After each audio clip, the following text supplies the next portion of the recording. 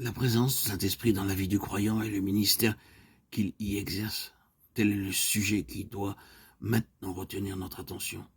Bon nombre d'enfants de Dieu, nous en sommes bien sûr, sont loin d'être au clair sur cette question. C'est peut-être un des points sur lesquels la confusion est la plus générale. Les différents termes employés par la parole de Dieu à ce sujet sont fréquemment pris les uns pour les autres, parce qu'on ne discerne pas la signification propre qui s'attache à chacun d'eux. Le Nouveau Testament nous parle de croyants qui furent baptisés de l'Esprit. Ailleurs, il est dit « remplis de l'Esprit » ou « scellés par l'Esprit » ou encore « oints ». La distinction à faire entre ces différents termes n'est pas sans importance. Nous n'avons du reste pas l'intention de nous livrer ici à une étude, une méditation sur ces différentes significations. Non, non. Nous nous bornerons ici à signaler la chose. Peut-être qu'au cours de notre exposé, la lumière se fera d'elle-même sur certaines distinctions qui s'imposent. Ce que nous avons particulièrement sur le cœur aujourd'hui et dans les prochains audios que je vais vous publier, c'est cet aspect particulier de l'œuvre du Saint-Esprit qui est représenté par le mot onction ou qu'est-ce que l'onction du Saint-Esprit? L'onction ne se distingue pas nécessairement de la réception pure et simple du Saint-Esprit.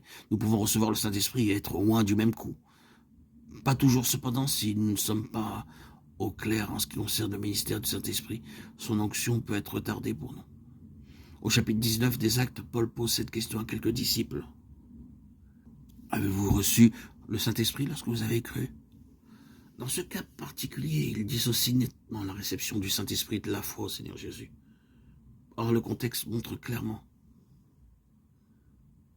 que sur cette question essentielle, les disciples interpellés n'étaient absolument pas éclairés. Ils sont dans l'ignorance la plus complète de l'existence même du Saint-Esprit. Si l'apôtre leur pose cette question, c'est qu'il voit bien qu'il leur manque quelque chose d'essentiel. La plénitude de la vie en Christ est inséparable de la présence intérieure du Saint-Esprit. Et Paul le savait bien. C'est peut-être là un cas exceptionnel. Dans la plupart des exemples qui nous sont donnés dans le Nouveau Testament, la venue du Saint-Esprit coïncide avec l'acte de foi au Seigneur Jésus. Croire, se consacrer, s'abandonner au gouvernement souverain de Jésus-Christ. Et il n'en faut pas plus pour que le Saint-Esprit prenne possession de nous, même dans sa plénitude. Donc répétons-le, l'onction du Saint-Esprit n'est pas nécessairement quelque chose à part. Ce qui nous paraît certain, par contre, c'est qu'elle a partie liée avec notre discernement de la vérité. C'est quelque chose qui doit être compris, assimilé, intégré.